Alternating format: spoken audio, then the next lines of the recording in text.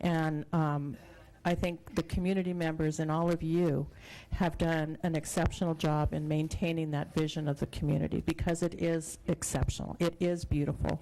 And I don't really believe that this ordinance, if it passes, is going to be the death knell to your industry. And I think it would behoove you, if it does pass, or if there are tweaks to it, that you work with staff in a cooperative fashion, because things can continue to be tweaked. If there's a problem with an ordinance, it can come back to this board and we can change it. We've done that before. So Supervisor Farr, I'll follow your we'll hear from the other supervisors, but I really hope that we can make some forward movement on this after all this time. And by the way, I'm going to be, if we don't get this done this year,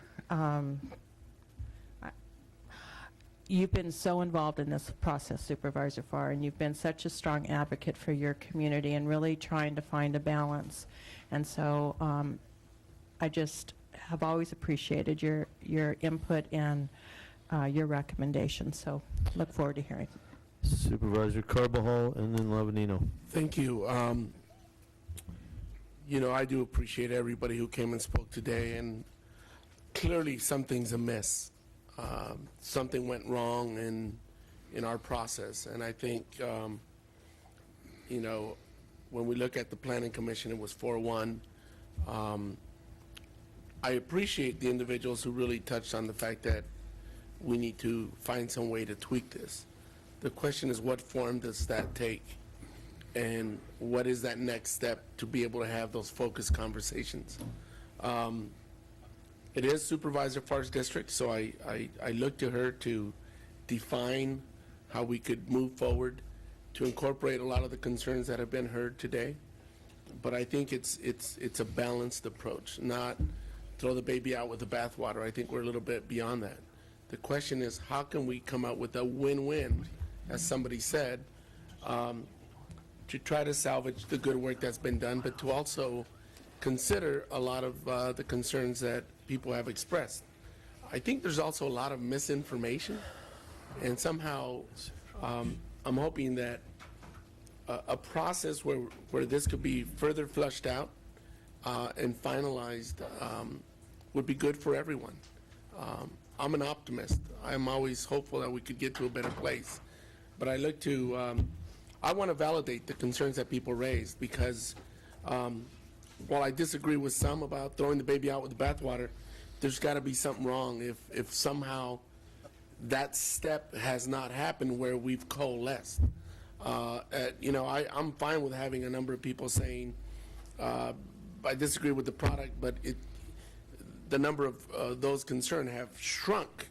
Then you can feel that you've been able to accomplish that conversation to find common ground. So I look to Supervisor Farr to outline a good next step that hopefully will allow a much more focused conversation to continue to address the concerns that I think everybody has expressed here today. Supervisor Lavanino. Thank you, Mr. Chair. First, I do want to thank everybody. Many of you left businesses today, and it was really, you know, it's kind of interesting, because I don't know if there's any other industry where you could bring a bunch of competitors together and have everybody kind of sing from the same songbook. So you guys are, although you're in the same business and you compete, you could tell that there was a sense of family there. And if I ever quit my job or get kicked out of office, I'm going to look to get in the wine industry if it's still alive.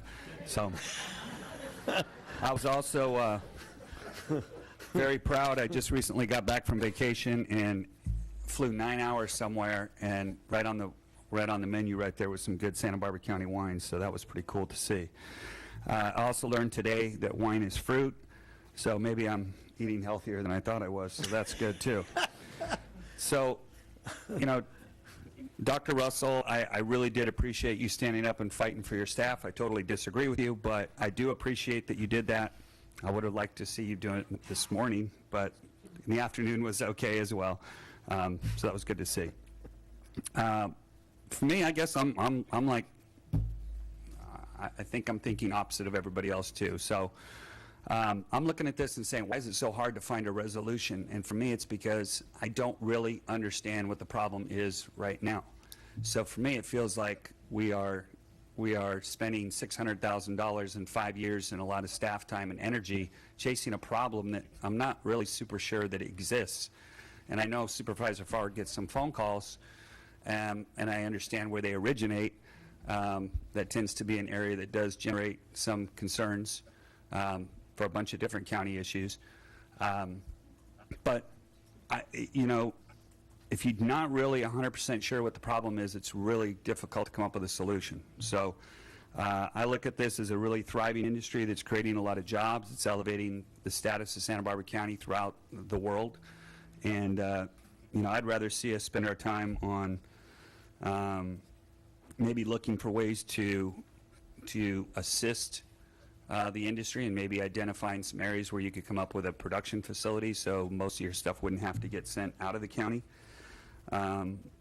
But the fundamental difference, I think, here for us is really defining what ag is and what is allowable on ag zone properties.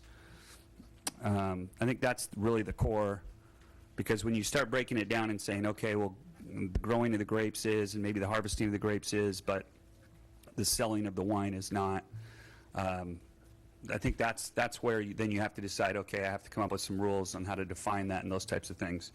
But, business has to diversify in order to survive.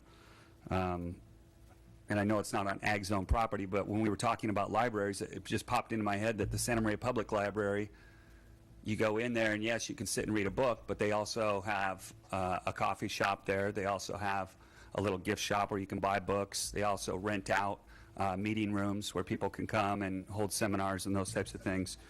When I really looked at this ordinance, there's just too many numbers that you can just kind of grab out of the air as far as how many times can you have a meeting, how many times can you have an event, how many people could actually be there. I just don't really understand how that transfers to real scientific data as far as what is involved in the EIR as far as air quality and traffic impacts.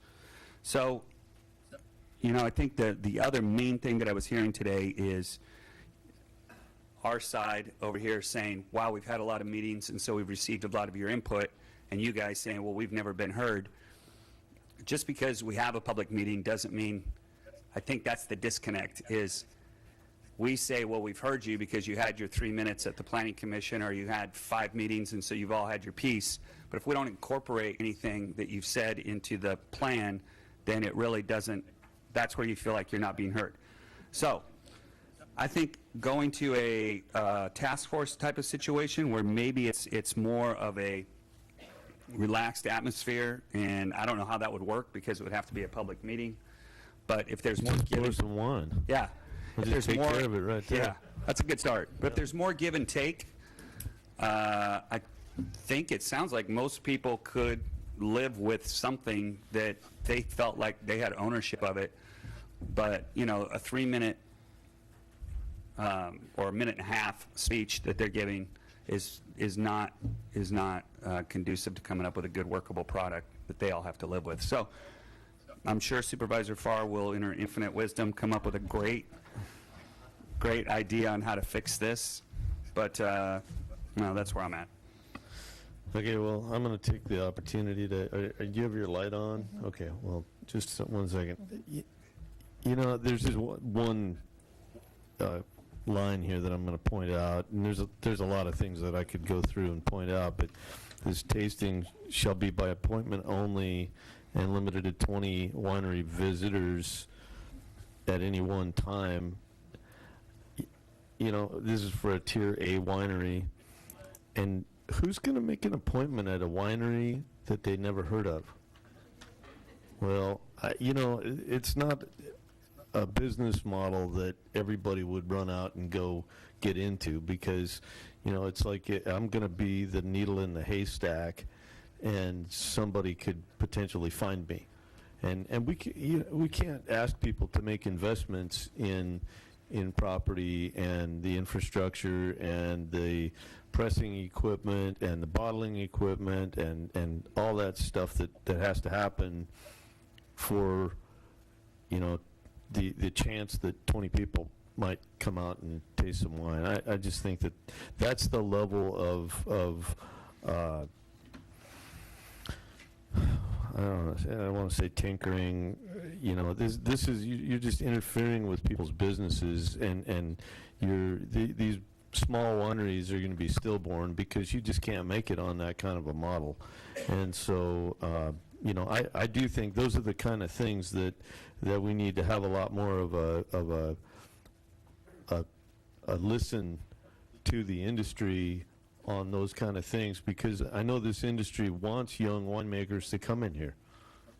You know, if you want to make it so that only the big guys can, and see, that's what the vegetable industry where I come from is, if you don't get bigger, you're out of business. And so, you know, only the big guys need apply at this point in the veg industry. So if you want to make that into our wine industry into that, just go do something like this, because it will sort out the weak from the strong immediately. And then the only kind of wineries that you will have will be Tier C wineries with major players, and then it'll be Winery Disneyland instead of what each of these people provides to our community, which is just a tremendous amount of creativity and individuality. And so you know, I think that we need to go back to the drawing board, and I think that we need to focus on this secondary, subordinate, and incidental language. And you know, you wine industry need to stand up on your hind legs and tell us how intricately interwoven all these other things are. You can't just allow us to look at the winery industry as some vines with some grapes hanging on them, because the problem is it gets used 24 hours a day, 7 days a week, 365 days a year out there, as you guys all know. And see, we all forget that. On this side of the looking glass, it's maybe some harvest, maybe some pruning, then we drink wine. So the magic occurs in somebody's back room, and then it becomes a drinkable product, and God forbid somebody makes money on it.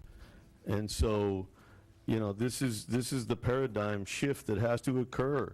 And you guys have to, when you go back into this, if Supervisor Farr proposes a new task force or something else, you guys need to come back in and inject this into the process that, you know, there is no such thing as a secondary, subordinate, and incidental to the primary agricultural use, because the agricultural use is the whole thing.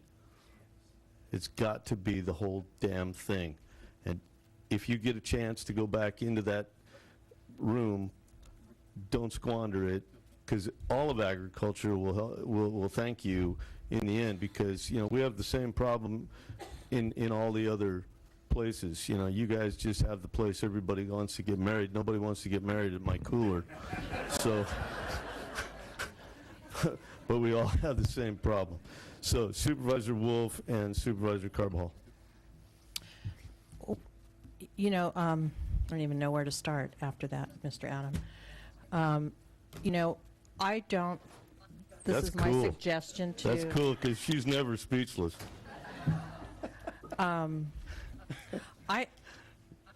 I just don't know. First of all, we can't have, we're dealing with CEQA. We have an EIR in front of us. I don't even, we've spent so much money on this program, and we've all voted, as I recall, when we've had to vote on our work plan, this was always on our work plan. Let's you know, change the winery ordinance, make it more efficient, more effective. And we kept allocating money into that program. and you have spent an inordinate amount of time and money. And for me to think that we're going to have a task force or something else to look at this and come back, I think for me, I would just as soon say, you know what, just eliminate this whole ordinance and let's stick with what we have, because by the way, Mr. Adam, we do have